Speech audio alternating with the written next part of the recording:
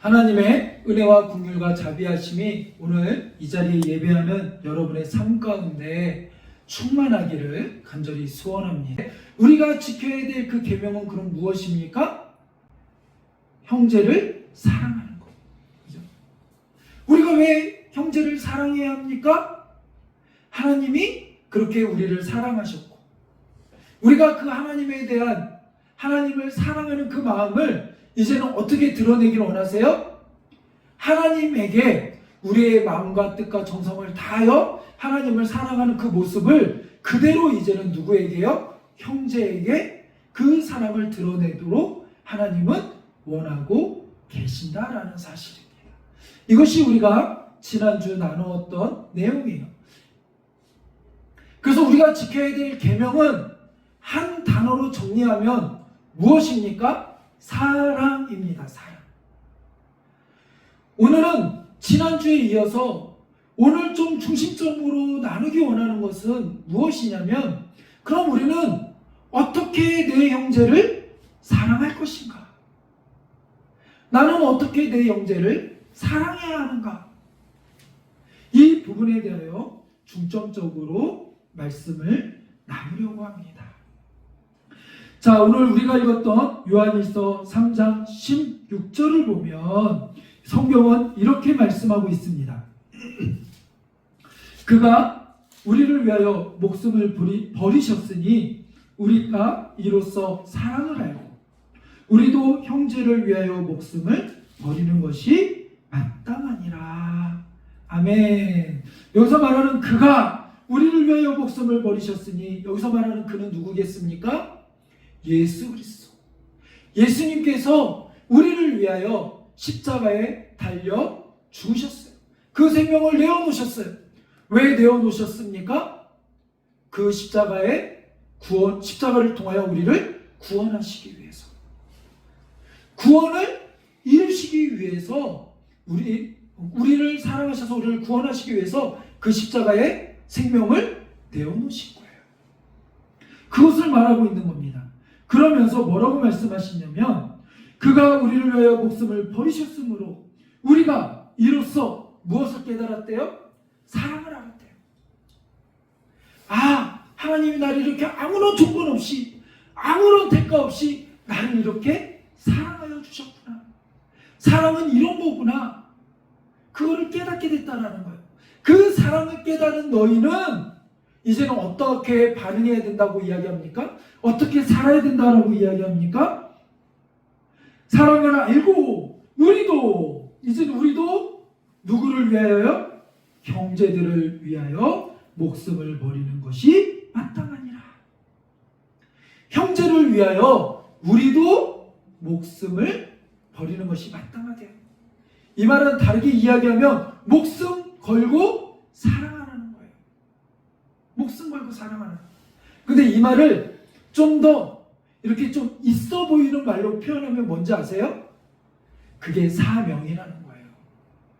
내 이웃을, 내 형제를 목숨 걸고 사랑하는 것, 내 이웃을 내 몸과 같이 사랑하는 것, 그것이 그냥 해도 되고 안 해도 되는 것, 신앙의 수준에 따라 마치 인격이 좀 더 괜찮은 사람과 그렇지 못하는 사람이 이 정도는 할 수 있고 그렇지 못하지 뭐, 인격 수양 정도로 우리가 생각할 수 있는 문제가 아니라, 내 이웃을 사랑하는 것, 내 이웃을 목숨 걸고 사랑하는 것, 목숨을 내어놓고 사랑하는 것, 이것은 바로 뭐예요?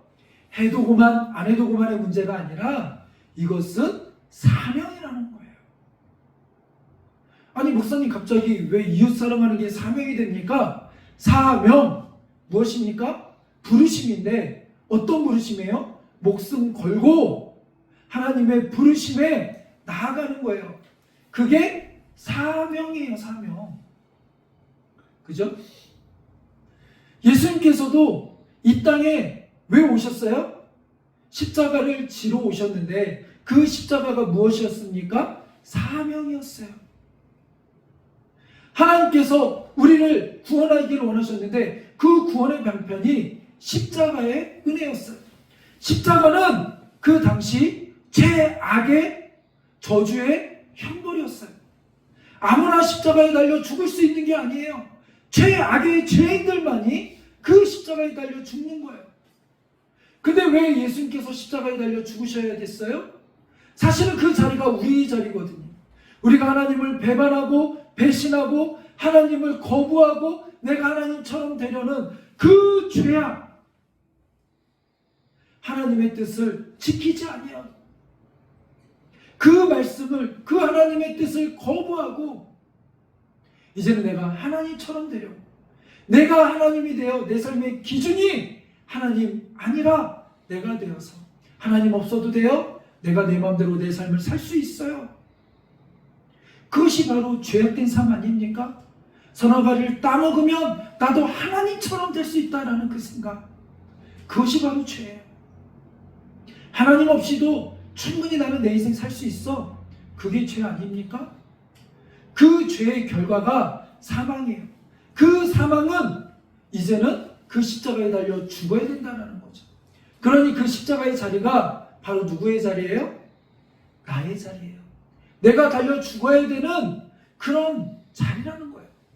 근데 그 자리에 우리가 그것을 감당할 수 없게, 그것을 우리가 감당하면 끝이기에 하나님은 우리를 대신하여 이 땅에 누구를 보내신 거예요?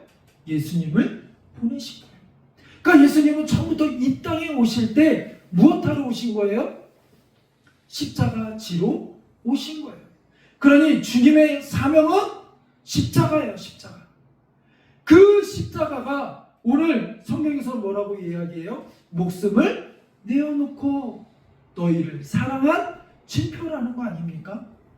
그렇게 예수님이 우리를 사랑하셨는데 그 사명을 가지고 이 땅에 오셔서 그 사명을 이루셨는데 이제는 그 사명을 통하여 너희가 구원함을 얻고 구원함을 받은 너희는 동일하게 그 사명을 이어받는 하나님의 백성이라는 거예요. 사명자라는 거예요.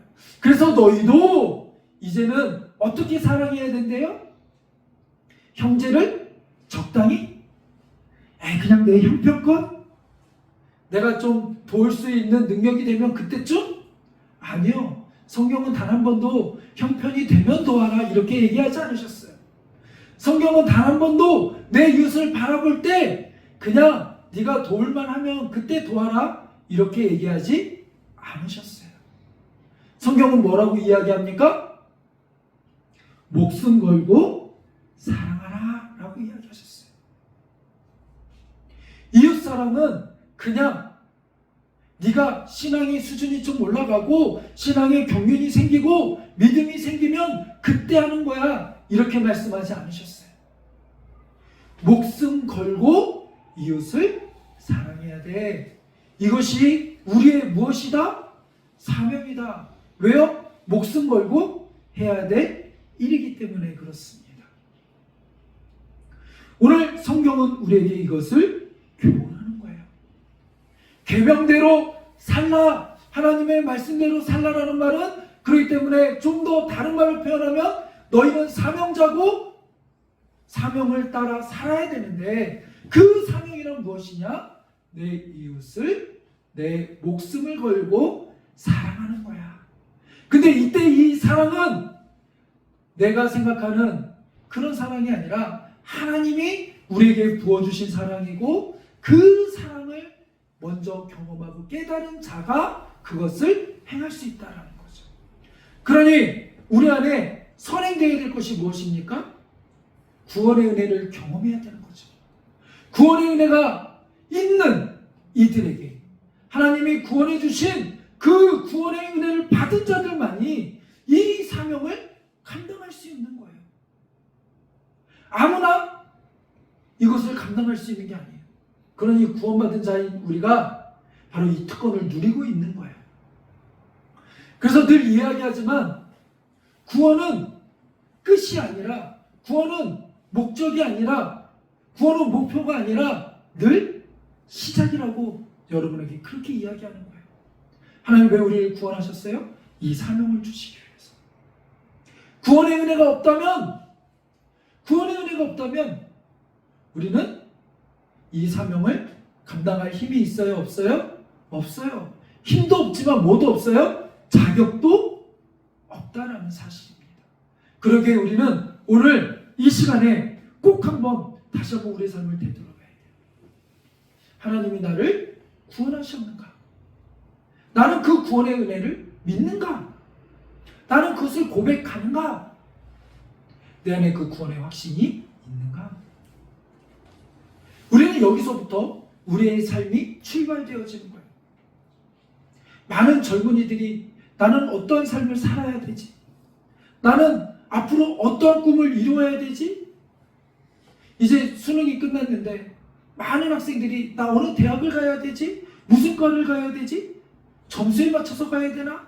아니면 어떤 과에 가야 돈을 버나? 이것은 세상 사람들의 고민이 되어야 되고 우리의 고민은 그것이 아니라 내가 받은 구원의 은혜를 가지고 이제 하나님의 부르심 가운데 내 이웃을 사랑해야 되는데 어떻게 내가 이들을 사랑하려면 내가 어떻게 이들을 사랑할 수 있지? 나는 어떻게 이들을 섬겨줄 수 있지? 내가 이들을 잘 섬기기 위하여 보다 더 효과적으로 내가 내 삶을 들여 이들을 품기 위하여 무엇을 공부해야 될까? 내가 무엇을 준비해야 될까? 내가 어디로 하나님이 나를 보내실까? 그것을 생각하는 거예요. 그것이 선교사님들은 다른 나라의 선교지일 수 있고요. 여러분들은 여러분의 일터이고 여러분이 밟고 있는 그 자리일 수 있는 거예요. 여러분의 관심 있는 그 분야일 수 있는 거예요. 그 자리로 하나님은 여러분을 부르시는 거예요. 그것을 꼭 기억하시기 바랍니다. 여기서부터 우리는 비전이 생기는 거예요. 꿈이 생기는 거예요. 그러니까 내가 뭘 할 것이 없는지 자꾸 방황이 되고 고민이 되는 사람들은 뭐부터 씨름해야 돼요? 내가 하나님께 받은 은혜, 구원의 은혜, 여기서부터 씨름하고 출발해야 우리는 내가 무엇을 할 수 있는지 내 삶의 방향성이 결정되어지고 정해지는 거예요. 자, 다시 한번 정리해 볼까요? 우리는 하나님의 말씀을 따라 살아가야 됩니다. 그 말씀은 구체적으로 우리의 경우를 무엇이라고 이야기합니까? 목숨을 내어놓고 내 이웃을 사랑하라고 이야기해요. 내 이웃을 목숨을 걸고 내 이웃을 사랑하는 것은 다른 말로 사명, 하나님의 부르심이에요. 그리고 그 본을 오늘 누가 보이셨어요? 예수님께서 우리에게 먼저 보여주셨어요. 그 본을 따라 우리는 오늘도 믿음으로 한 발 한 발 순종하며 하나님의 말씀을 붙잡고 나아가는 그런 믿음의 삶이 되기를 간절히 소원하고 축복합니다. 자, 그러면 내 이웃을, 내 형제들을 목숨 걸고 사랑해야 되는 것이 우리의 사명이라면, 우리가 마땅히 행할 계명이라면 이제는 우리는 무엇을 고민해야 됩니까?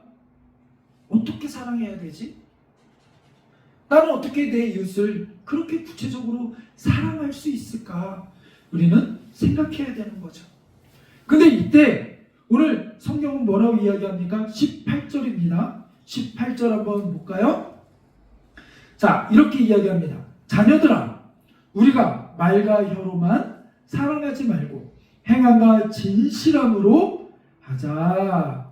아멘. 성경은 오늘 우리에게 뭐라고 얘기하냐면 너희는 말과 혀로만 사랑한다라고 이야기하지 말고 행함으로 하라는 거예요.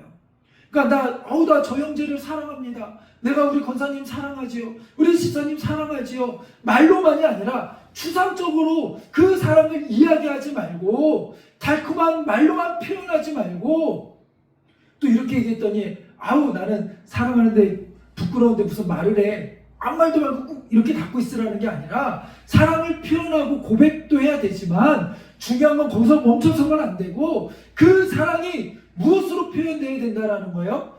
행동으로 표현되어야 된다는 거예요. 우리의 삶으로 드러나야 된다는 거예요. 정말 사랑하면 그 사랑에는 무엇이 동반되어야 된다는 거예요? 행함이 동반되어야 된다는 거예요. 이것은 무슨 원리와 똑같습니까? 우리 믿음의 원리와 똑같습니다. 믿음은 들음으로 끝나는 것이 아니라 들음으로 믿음이 생기고 그 믿음이 작동됨으로 인하여 그 믿음대로 살려고 하는 씨름이 있는 거고, 그 씨름에서 우리는 행함으로 나아가는 거죠.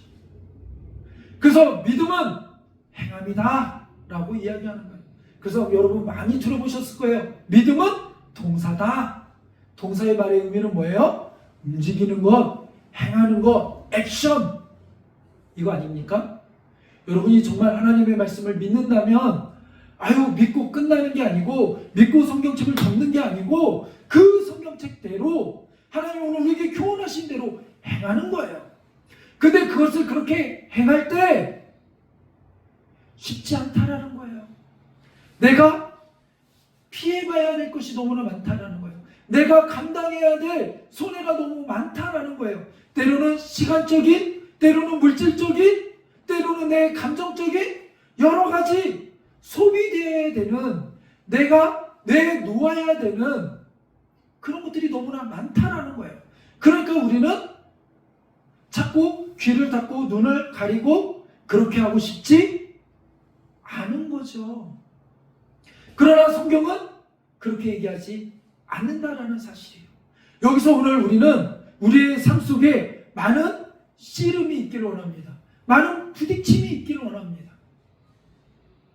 많은 부딪힘이 있어야 돼요. 그래서 예수께서는 어떠한 예를 우리에게 말씀하셨어요? 선한 사마리아인의 비유. 강도 만난 한 사람이 있습니다. 그 사람을 누가 도와요? 한 사마리아인이 돕잖아요. 제사장도 다 그냥 지나가는데. 근데 여기서의 초점은 너 왜 그냥 지나갔어?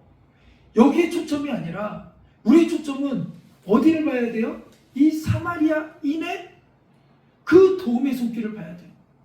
이는 자기 나름대로의 어떠한 이유와 목적이 있어서 이도 그 길을 가고 있던 중이에요. 그가 자신의 계획과 뜻과 생각을 가지고 어떤 원대한 계획을 가지고 나름대로 그 길을 가고 있는데, 그 길 속에서 고난당하고 있는 한 사람을 보게 된 거예요. 근데 이 이웃을 도울 때 여러분 생각해 보세요. 강도 만났잖아요. 그 이야기는 뭐예요? 그 주변에 강도가 아직도 있을 수 있다는 거 아닙니까?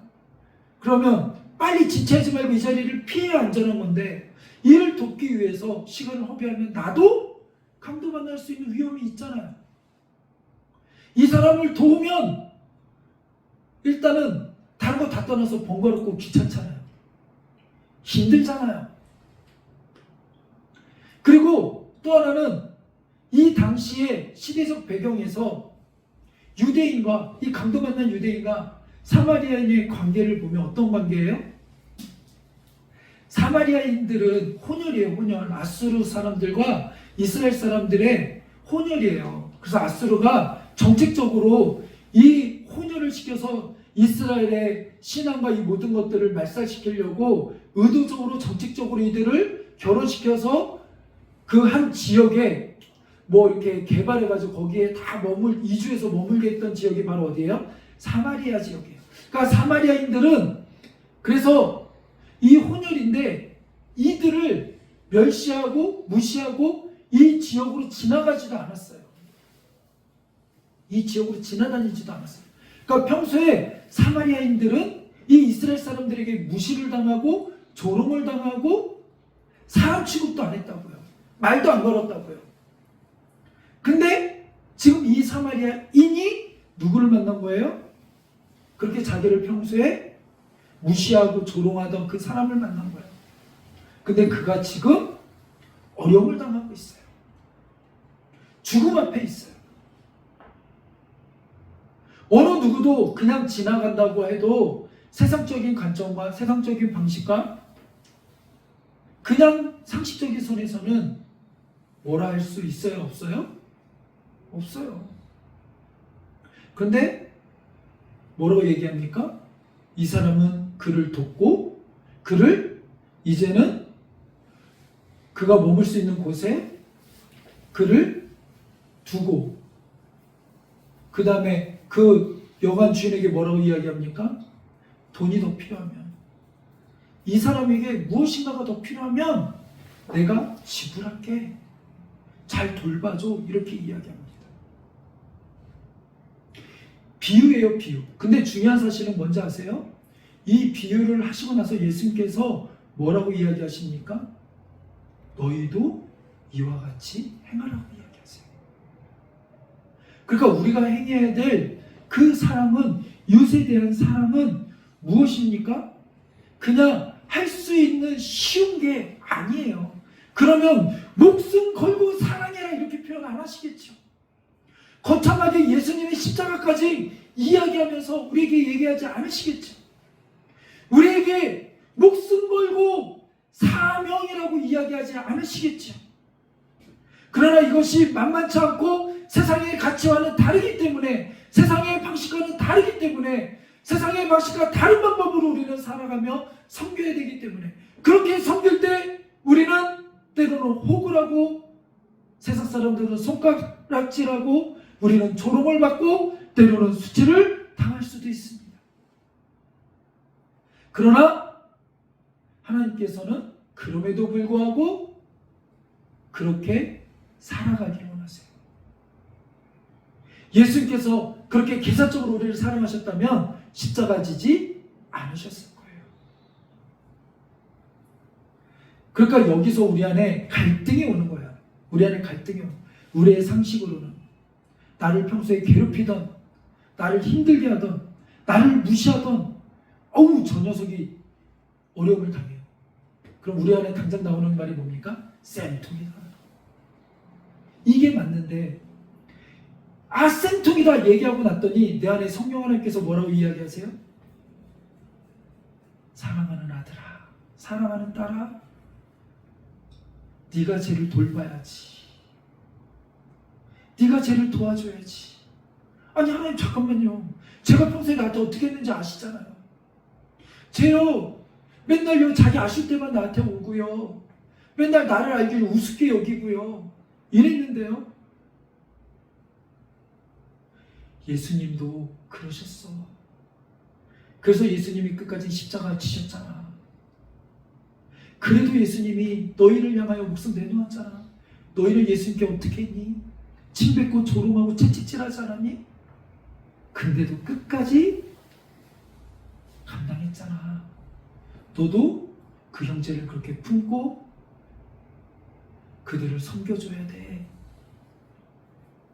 이것이 하나님의 뜻인 거죠. 이것이 말과 혀로만 사랑하지 말라라는 거예요. 그래서 대표적으로 어떤 이야기를 하십니까? 누가 이 세상의 재물을 가지고 형제의 궁핍함을 보고도 도와줄 마음을 닫으면 하나님의 사랑이 어찌 그 속에 거하겠느냐. 그러니까 내 형제의 궁핍함을 보면 너 재물 가지고 도와주라는 거예요. 그래서 초대교회 때 어떤 일이 벌어진 거예요? 재물을 내 것으로 여기지 아니하고 내어놓을 수 있었던 거예요. 그리고 성경은 계속해서 뭐라고 이야기합니까?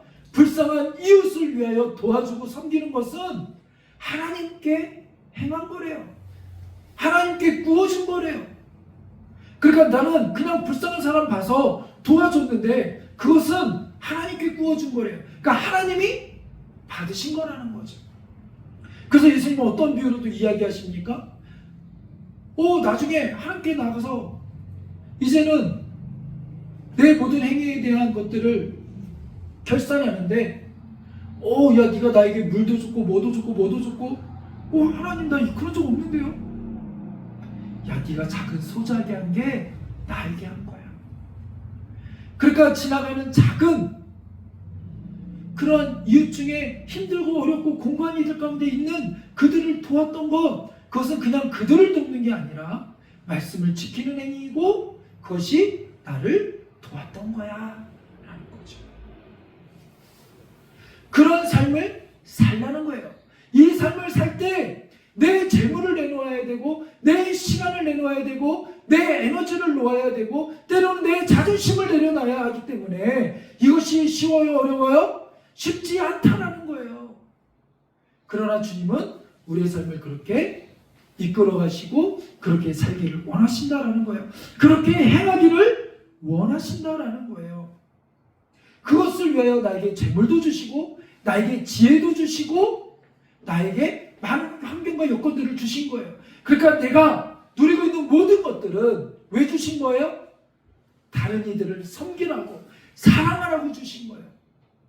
그러니까 나만을 위하여 쓰라고 주신 게 아니라는 거예요. 나에게 재물을 주신 은혜도 나만을 위한 것 아니에요. 내가 좋은 대학을 나와서 지금 남들이 갖지 못한 다른 은사와 달란트를 갖고 있어요? 왜요? 나를 위해서 쓰라는 게 아니라 내 자신을 위해서 쓰라는 게 아니라 내 성공을 위해서만 쓰라는 게 아니라 그를 통하여 이웃을 사랑하라는 거예요. 아유 하나님, 내가 여기까지 오기까지 얼마나 힘들었는데요. 내가 이만큼 실력을 갖고 내가 이만큼 능력을 갖기까지 얼마나 힘들었는데요. 그래, 힘든 거 안다. 근데 너가 여기까지 오게 한 이유는 무엇인지 아냐? 그 경험들을 통하여 이제는 불쌍한 이웃을, 어려운 가운데 있는 이들을 돕게 하기 위하여 내가 너를 지금껏 정금과 같이 나오게 한 거야. 훈련하게 시킨 거야. 그러니 그걸 가지고 이웃을 섬겨라. 이렇게 이야기하시는 거예요. 그래서 성경에 보면 재미있는 사실은 무엇입니까? 항상 예수님 앞에 모여드는 이들은, 예수님이 찾아가는 이들은 누구였어요? 가난하고 억눌리고 앞을 보지 못하고 다 그런 자들 아닙니까? 다윗에게 몰려든 이들도 다 어떤 이들이었어요? 인생에 실패하고 공고하고 다 무너졌던 이들 아닙니까? 주님은 그들을 회복하기를 원하시는 거예요. 그들을 만지고 치유하고 그들을 구원하고 다시 그들을 통하여 그들의 삶이 다른 이들에게 목숨 걸고 목숨을 내어놓고 그렇게 사랑하며 섬기며 하나님의 뜻이 드러나는, 십자가의 사랑이 드러나는 은혜가 있기를 하나님은 원하시기 때문에 그래요. 그러기에 이제는 우리는 고민해야 돼요. 나는 어떻게 내 이웃을 사랑할 수 있을까? 나는 내 삶을 어떻게 내가 아닌 다른 이들을 위하여 사랑하는 삶을 살 수 있을까? 공부해서 어떻게 남을 주는 인생을 살아갈 수 있을까? 내가 돈을 벌어서 어떻게 다른 이들을 베풀어 줄 수 있는, 돈은 내가 벌었지만 이것을 어떻게 다른 사람과 쓸 수 있는 인생이 될 수 있을까? 내 인생이 지금 이렇게 많은 노하우와 많은 것들을 축적해 와서 살았는데 이제는 이 인생을 어떻게 다른 이들과 함께 베풀며 하나님의 사랑을 드러내며 살 수 있을까? 이것이 우리의 고민이 돼야 돼요. 우리가 학교를 정하고 직장을 정하고 선택할 때에도 이 직장은 연봉이 얼마네? 이 직장은 복지가 이렇게 좋은데 그것 자체가 선택의 목적이 아니라 내가 여기서 어떻게 내 목숨 걸고 하나님의 그 사랑을 드러낼 수 있을까? 이것을 우리는 고민해야 돼요.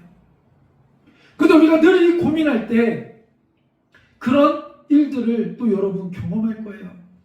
어떤 일을 경험하냐면 아이고 내가 내 주제, 아유 내 형편에 내가 지금 이렇게 돕는 게 맞나? 이런 생각들이 들 거예요. 근데 그때 여러분 꼭 기억하십시오. 그건 사탄이 주는 생각이에요. 그건 사탄이 주는 생각이에요. 돕는 거 맞아요. 아까도 하나님 그것 때문에 부르셨다고 했잖아요.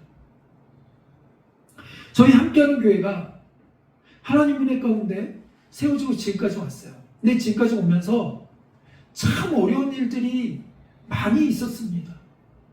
물론 지금도 힘듭니다. 그리고 그 힘듦은 때로는 말할 수 없는 힘듦과 어려움들이 있어요. 때로는 월세를 다 내지 못해서 때로는 쫓겨났던 적도 있고 또 여러 가지 일들로 어려움을 많이 겪었던 때도 있습니다. 근데 그럼에도 불구하고 놀라운 사실은 뭐냐면 늘 우리 함께하는 교회에 우리가 다른 이들의 도움을 많이 받기도 하지만 함께하는 사무엘 스쿨이 다른 이들의 도움을 많이 받고 그것들로 운영이 되고 지금껏 또 이렇게 하나님의 은혜로 왔지만 때때로 우리에게 도움을 요청하시는 분들이 꽤 많습니다. 선교지에서도 도움을 요청하고 그 다음에 또 이 땅에 나그네 되었던 이 땅에 이제 외국인들이나 외국인 목사님 중에 왔던 이들도 있고 힘든 이들도 있습니다. 그들이 우리에게 도움을 요청하는 경우도 참 많습니다. 그러면 그때 우리 안에 고민이 돼요. 야, 지금 당장 내 앞가림도 못하는데, 우리도 지금 남에게 도움받는데, 우리가 이걸 어떻게 돕지? 어떻게 도울 수 있지? 어떻게 할 수 있지? 근데 여태까지 다 도왔어요. 다 도왔어요. 사무엘 스쿨에서는 그렇게 외국인 목사님 중에 어떤 분은 뭐 이렇게 파키스탄 이런 데서 신앙 때문에 신앙을 지키고 그 다음에 그 믿음을 배우기 위해서 온 목사님 부부도 있었고, 그 다음에 여러 가지로 이렇게 이 땅에 나그네 된 그런 분들이 있었어요. 그런 이들을 여러 가지 방법으로 그들을 돕고, 때로는 교회에서 재워주기도 하고 여러 가지 모습으로 그들을 돕고 섬겼어요. 그때 우리가 여유 있어서 섬긴 거 아니에요.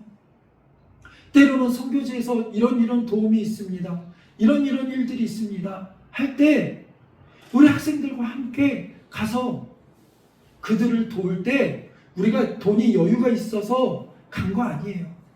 다 때로는 빚내서 가고, 때로는 우리의 생명을 내어놓는 그런 살점을 떼어내는 어려움 가운데, 힘든 가운데 다 그것들을 감당하며 간 거예요.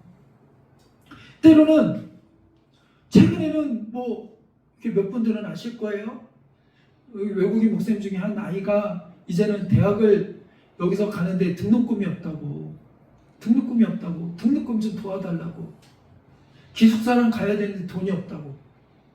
근데 사실 어떻게 보면 저희 아이들도 대학생이고, 저희 아이들도 대학을 보낼 때 감사하게도 아이들이 다 등록금은 이렇게 장학금으로 다 해결이 됐지만, 이게 대학생이 등록금만 내는 건 아니더라고요. 일상생활비부터 여러 가지 어려움들이 참 많습니다. 이 아이들에게 줄 그게 저희도 없어요. 근데 이게 도움이 온 거예요. 그럼 어떻게 보면 제 마음에, 아니 내가 지금 우리 아이들도 제대로 못 먹이고 이러는데, 이런 마음이 솔직히 얘기하면 안타까워요. 그러나 어떻게 해요? 이 아이를 돕기 위하여 다른 이들에게도 여러 가지로 해서 함께 도웁시다, 이런 일들이 있습니다. 함께 도웁시다, 함께 도와주세요 해가지고 모금을 해서 보내준 적이 있습니다.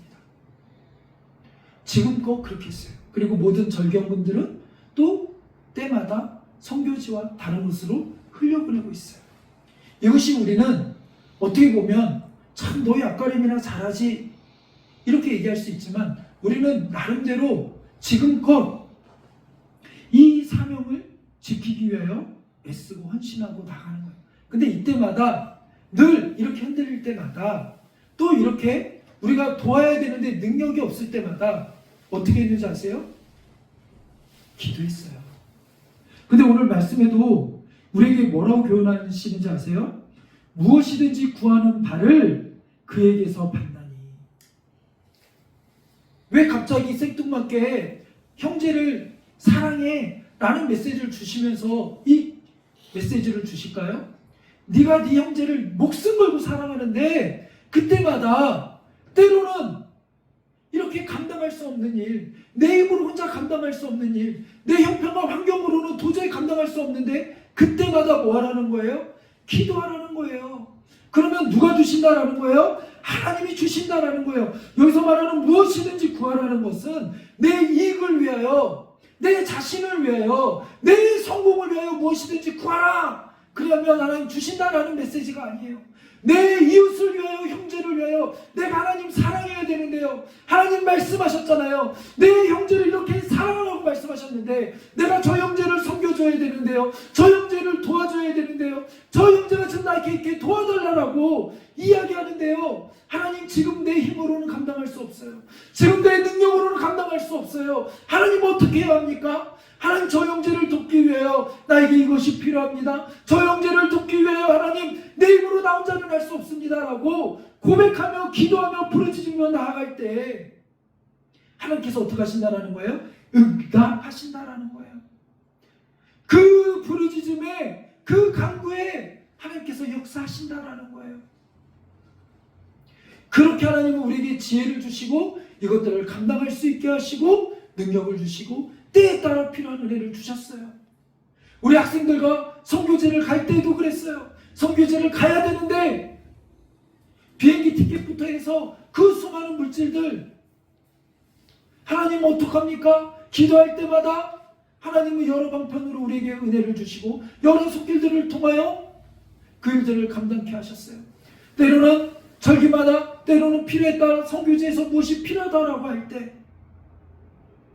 때로는 선교지에서 컴퓨터실을 만들어야 된다고 할 때, 그 수십 대의 컴퓨터가 우리가 어디서 나서 그거를 해요. 근데 하나님이 때에 따라, 필요에 따라 놀라운 방법들로 그것들을 공급해 주시고 우리의 손길을 통하여 그것들을 보내게 하셨어요. 그리고 그때마다 함께 동역하는 손길들을 붙여주시고 함께 그 사명들을 지금껏 감당하게 하셨어요. 그때마다 우리가 능력 있어서 한 것 아니고 형편돼서 한 것 아니고 늘 그때마다 우리가 할 수 있는 건 무엇이었어요? 기도밖에 없었어요. 그렇게 기도할 때 하나님은 우리에게 말씀하십니다. 무엇이든지 구하는 바를 그에게서 받나니 이는 우리가 그의 계명을 지키고 하나님이 우리가 그 계명을 지킬 수 있도록 그 사명을 감당할 수 있도록 하나님이 주셨으니 그 사명을 감당할 수 있는 은혜도 하나님이 주시는 거예요. 이것을 우리가 믿음으로 고백하며 나가는 우리들이 되기를 간절히 소원하고 축복합니다. 이제 하민이 조금 있으면 군대 가는데 군대 가면 꼭 하는 농담들이 있어요. 너 PS에서 총 사왔니? 이런 농담들을 하는데 총은 군인에게 필요한 거잖아요. 그 총 누가 줄까요? 내게 밖에서 누가 보고 사오라고 그러지 않아요. 군복은 어디서 나요? 다 군에서 지급해요. 왜요? 군에서 불렀으니까. 하나님이 우리에게 사명을 주시고 우리를 부르셨을 때에는 그 모든 공급도 누가 하셔요? 하나님이 하셔요. 하나님이 하실 거예요. 그러게 우리는 이 사명을 위하여 씨름하며 기도하며 믿음으로 이 행하는 그러한 우리 삶이 되기를 간절히 소원하고 축복합니다. 기도하겠습니다.